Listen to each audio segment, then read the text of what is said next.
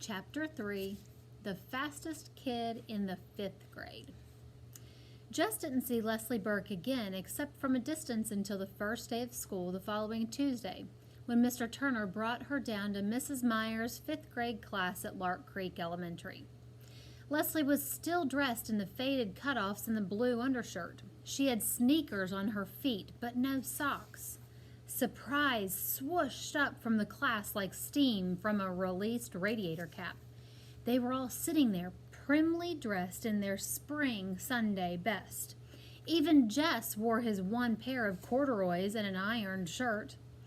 Their reaction didn't seem to bother her. She stood there in front, her eyes saying, "Okay, friends, here I am," in answer to their open-mouthed stares, while Mrs. Myers fluttered about trying to figure out where to put the extra desk. The room was a small basement one, and 5 rows of 6 desks already filled it more than comfortably. 31, Mrs. Myers kept mumbling over her double chin. 31. No one else has more than 29.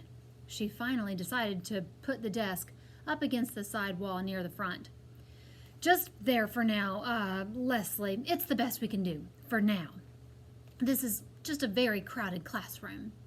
She swung a pointed glance at Mr. Turner's retreating form.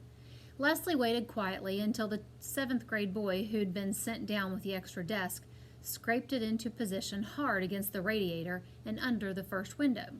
Without making any noise, she pulled it a few inches forward from the radiator and settled herself into it. Then she turned once more to gaze at the rest of the class. 30 pairs of eyes were suddenly focused on desktop scratches. Jess ran his forefinger around the heart with 2 pairs of initials, BR plus SK, trying to figure out whose desk he had inherited. Probably Sally Koch's. Girls did more of the heart stuff in 5th grade than boys.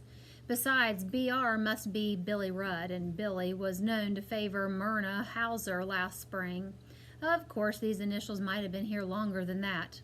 In which case, "Jessie Aarons, Bobby Greggs, pass out the arithmetic books, please." On the last word, Mrs. Myers flashed her famous first day of school smile. It was said in the upper grades that Mrs. Myers had never been seen to smile except on the first day of school and the last day of school. Jess roused himself and went to the front. As he passed Leslie's desk, she grinned and rippled her fingers low in a kind of wave. He jerked a nod. He couldn't help feeling sorry for her.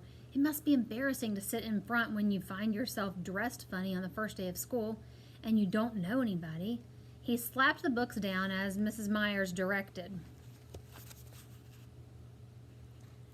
Gary Fulcher grabbed his arm as he went by. "Gonna run today?" Jess nodded. Gary smirked. "He thinks he can beat me, the dumb head." At the thought, something jiggled inside Jess. He knew he was better than he had been last spring. Fulcher might think he was going to be the best, now that Wayne Pettis was in 6th, but he, Jess, planned to give old Fulcher a little surprise come noon. It was as though he had swallowed grasshoppers. He could hardly wait. Mrs. Myers handed out books almost as though she were President of the United States, dragging the distribution process out in senseless signings and ceremonies. It occurred to Jess that she, too, wished to postpone regular school as long as possible. When it wasn't his turn to pass out books, Jess sneaked out a piece of notebook paper and drew. He was toying with the idea of doing a whole book of drawings. He ought to choose one chief character and do a story about it. He scribbled several animals and tried to think of a name. A good title would get him started. The Haunted Hippo? He liked the ring of it. Herbie the Haunted Hippo? Even better. The Case of the Crooked Crocodile? Not bad. "Oh, what you drawing?" Gary Fulcher was leaning over his desk. Jess covered the page with his arm. "Nothing." "Ah, come on, let me see." Jess shook his head. Gary reached down and tried to pull Jess's hand away from the paper. "The Case of the Crooked—" "Come on, Jess," he whispered hoarsely. "I ain't gonna hurt nothing." He yanked at Jess's thumb. Jess put both arms over the paper and brought his sneaker heel crashing down on Gary Fulcher's toe. Yow! Boys! Mrs. Meyer's face had lost its lemon pie smile. He stomped my toe! Take your seat, Gary. But he... Sit down. Jessie Aarons, one more peep from your direction and you can spend recess in here, copying the dictionary. Jess's face was burning hot. He slid the notebook paper back under his desktop and put his head down. A whole year of this. 8 more years of this. He wasn't sure he could stand it. The children ate lunch at their desks. The county had been promising Lark Creek a lunchroom for 20 years, but there never seemed to be enough money. Jess had been so careful not to lose his recess time that even now he chewed his bologna sandwich with his lips tight shut and his eyes on the initialed heart. Around him, conversations buzzed. They were not supposed to talk during lunch, but it was the first day, and even Monster Mouth Myers shot fewer flames on the first day. She's eating clabber. 2 seats up from where he sat, Mary Lou Peoples was at work being the second snottiest girl in the 5th grade. Yogurt, stupid. Don't you watch TV? This was from Wanda K. Moore, the snottiest, who sat immediately in front of Jess. Yuck. Lord, why couldn't they leave people in peace? Why shouldn't Leslie Burke eat anything she darn well pleased? He forgot that he was trying to eat carefully and took a loud slurp of his milk. Wanda Moore turned around, all priss-faced. Jessie Aarons, that noise is pure repulsive. He glared at her hard and gave another slurp. You are disgusting. Bring! The recess bell. With a yelp, the boys were pushing for first place at the door. The boys will all sit down. Oh, Lord. While the girls line up to go out to the playground. Ladies first.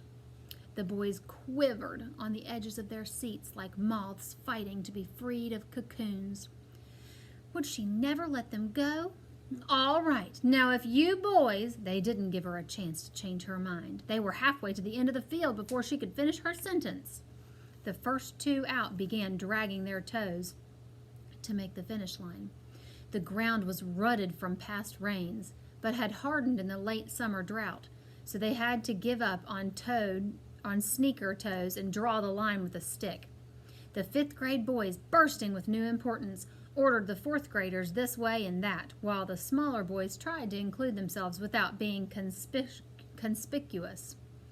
How many of you guys gonna run? Gary Fulcher demanded. Me, everyone yelled.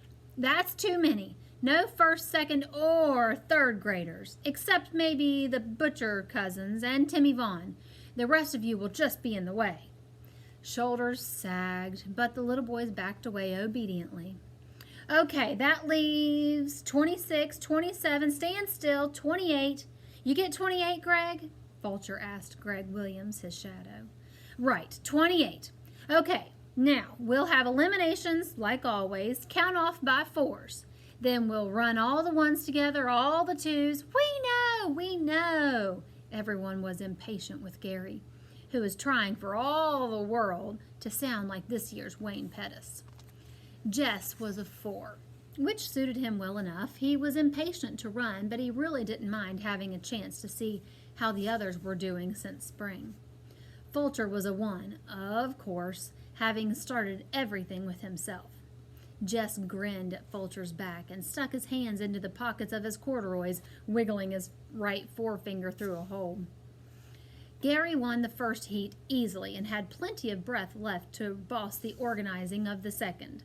A few of the younger boys drifted off to play King of the Mountain on the slope between the upper and lower fields. Out of the corner of his eye, Jess saw someone coming down from the upper field. He turned his back and pretended to concentrate on Fulcher's high-pitched demands. Hi! Leslie Burke had come up beside him. He shifted slightly away. Ugh. Aren't you running? Later. Maybe if he didn't look at her, she would go back to the upper field where she belonged. Gary told Earl Watson to bang the start. Jess watched. Nobody with much speed in that crowd. He kept his eyes on the shirt tails and bent backs. A fight broke out at the finish line between Jimmy Mitchell and Clyde Deal. Everyone rushed to see. Jess was aware that Leslie Burke stayed at his elbow, but he was careful not to look her way. "Clyde!" Gary Fulcher made his declaration. "It was Clyde!" "It was a tie, Fulcher!" a fourth grader protested. "I was standing right here!" "Clyde Deal!" Jimmy Mitchell's jaw was set. "I won, Fulcher! You couldn't even see from way back there!" "It was Deal!" Gary ignored the protests.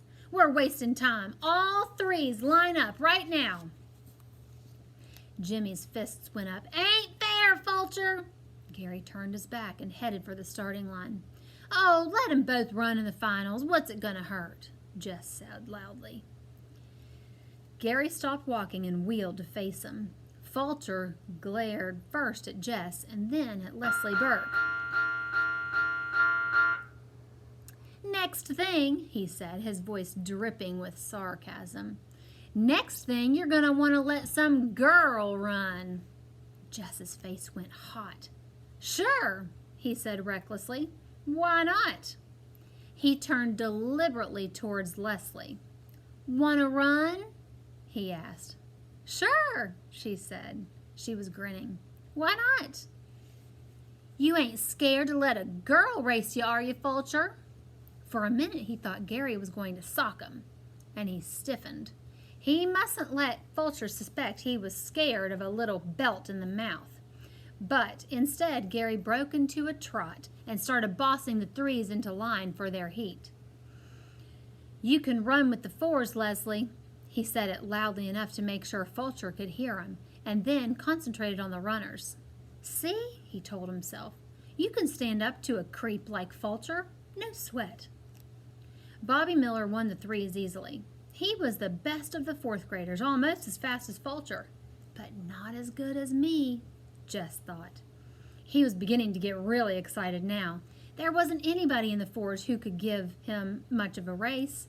Still, it would be better to give Fulcher a scare by running well in the heat. Leslie lined up beside him on the right. He moved a tiny bit to the left, but she didn't seem to notice. At the bang, Jess shot forward. It felt good, even the rough ground against the bottom of his worn sneakers. He was pumping good. He could almost smell Gary Fulcher's surprise at his improvement. The crowd was noisier than they'd been during the other heats. Maybe they were all noticing. He wanted to look back and see where the others were, but he resisted the temptation. It would seem conceited to look back. He concentrated on the line ahead. It was nearing with every step. "Oh, Miss Bessie, if you could see me now!" He felt it before he saw it. Someone was moving up. He automatically pumped harder. Then the shape was there in his sideways vision. Then suddenly pulling ahead. He forced himself now. His breath was choking him, and the sweat was in his eyes, but he saw the figure anyhow. The faded cutoffs crossed the line a full 3 feet ahead of him. Leslie turned to face him with a wide smile on her tanned face. He stumbled and without a word began half walking, half trotting over to the starting line. This was the day he was going to be a champion, the best runner of the 4th and 5th grades, and he hadn't even won his heat. There was no cheering at either end of the field. The rest of the boys seemed to be as stunned as he. The teasing would come later, he felt sure, but at least for the moment, none of them were talking. "Okay," Fulcher took over. He tried to appear very much in charge. "Okay, you guys, you can line up for the finals." He walked over to Leslie. "Okay, you had your fun. You can run on up to the hopscotch now." "But I won the heat," she said. Gary lowered his head like a bull. "Girls aren't supposed to play on the lower field. Better get up there before one of the teachers sees you." "I want to run," she said quietly. "You already did." "What's the matter, Fulcher?" All Jess's anger was bubbling out. He couldn't seem to stop the flow. "What's the matter? Scared to race her?" Fulcher's fists went up, but Jess walked away from it. Fulcher would have to let her run now, he knew, and Fulcher did, angrily and grudgingly. She beat him. She came in first and turned her large, shining eyes on a bunch of dumb, sweating, mad faces. The bell rang. Jess started across the lower field, his hands still deep in his pockets. She caught up with him. He took his hands out and began to trot towards the hill. She got him into enough trouble. She speeded up and refused to be shaken off. "Thanks," she said. "Yeah? For what?" he was thinking. "You're the only kid in this whole darn school who's worth shooting." He wasn't sure. He thought her voice was quivering, but he wasn't going to start feeling sorry for her again. "So shoot me," he said. On the bus that afternoon, he did something he had never thought he would do. He sat down beside Maybelle. It was the only way he could make sure that he wouldn't have Leslie plunking herself down beside him. Lord, the girl had no notion of what you did and didn't do. He stared out the window, but he knew she had come and was sitting across the aisle from them. He heard her say, "Jess," once, but the bus was noisy enough that he could pretend he hadn't heard. When they came to the stop, he grabbed Maybelle's hand and dragged her off, conscious that Leslie was right behind them. But she didn't try to speak to him again, nor did she follow them. She just took off running to the old Perkins place. He couldn't help turning to watch. She ran as though it was her nature. It reminded him of the flight of wild ducks in the autumn, so smooth. The word beautiful came to his mind, but he shook it away and hurried up toward the house.